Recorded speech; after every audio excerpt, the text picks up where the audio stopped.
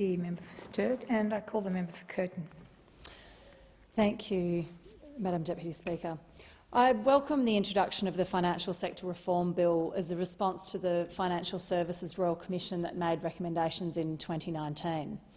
Efficient financial services regulations are essential to ensure accountability within the sector and to make sure that our financial institutions are acting with honesty, skill and diligence. Financial regulations are particularly important when they affect people who are already vulnerable. We owe a duty of care to the most vulnerable to ensure that the financial sector is transparent, coherent and truthful. This is why I'm pleased to see more stringent regulations applied under Schedule 4 of the bill to small amount credit contracts, which most of us know as buy now, pay later services. The catchphrase for buy now, pay later is that it's easy and accessible. Unfortunately, this includes people who are already in or at risk of financial hardship. Buy now, pay later is not marketed as credit, and with no affordability assessment, it can easily get you into debt. The final review of the Small Amount Credit Contract Laws Review, which was established to consider and report on the effectiveness of these laws, was published in March 2016, so 5.5 years ago. Some of the recommendations included enhancing consumer protections for buy now, pay later schemes, putting a cap on the cost of consumer leases, making a more robust anti-avoidance provision so that all buy now, pay later schemes are regulated equally. And each of these recommendations is essential to protect our kids, our elderly and our low-income earners in the community. I'm not convinced by the member for Sturt's argument that the only alternative to buy now, pay later is loans from criminals.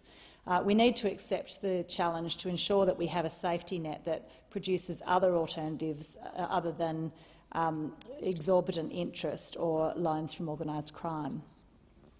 I wanted to tell the Parliament about the impact of buy now, pay later on people in Perth who have sought support from financial counsellors. Earlier this year, Alex and Ash, aged 19 and 20, presented for financial counselling accompanied by their parents. At the initial appointment, a total of 12 buy now, pay later accounts and 4 loans were disclosed, amounting to more than $20,000 between them. All these loans were obtained online, with no financial assessment or proof of income required.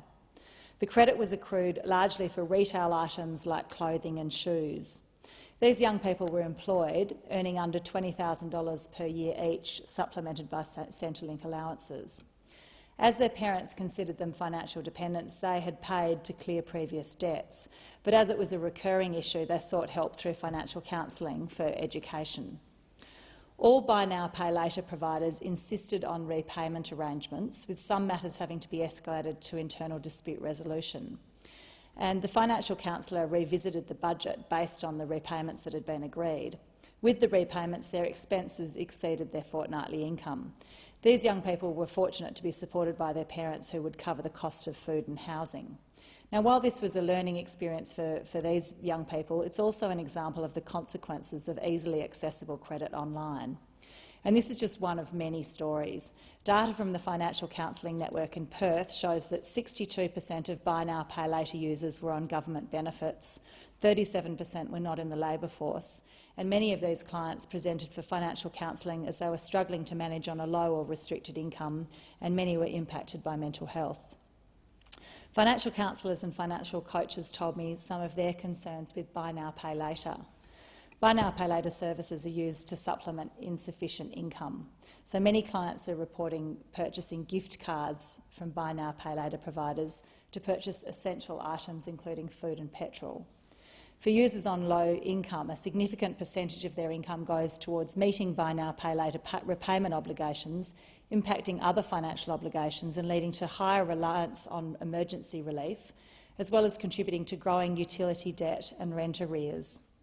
It's too simple to access buy now, pay later with no safeguards such as income, serviceability or credit checks by various providers.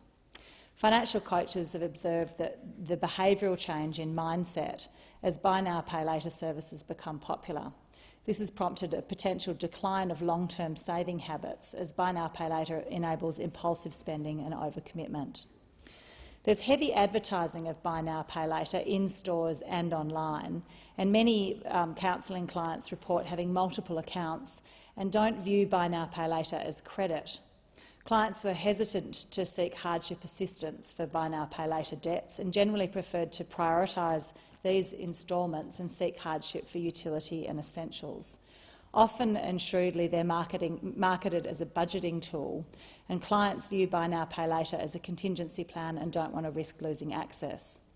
The tightening of the regulations around accessing buy now, pay later is overdue, and this bill is a welcome step in the right direction. Promoting fair and transparent marketing of buy now, pay later services would be a good further step to ensure that people understand that they're effectively credit and treat them with appropriate caution.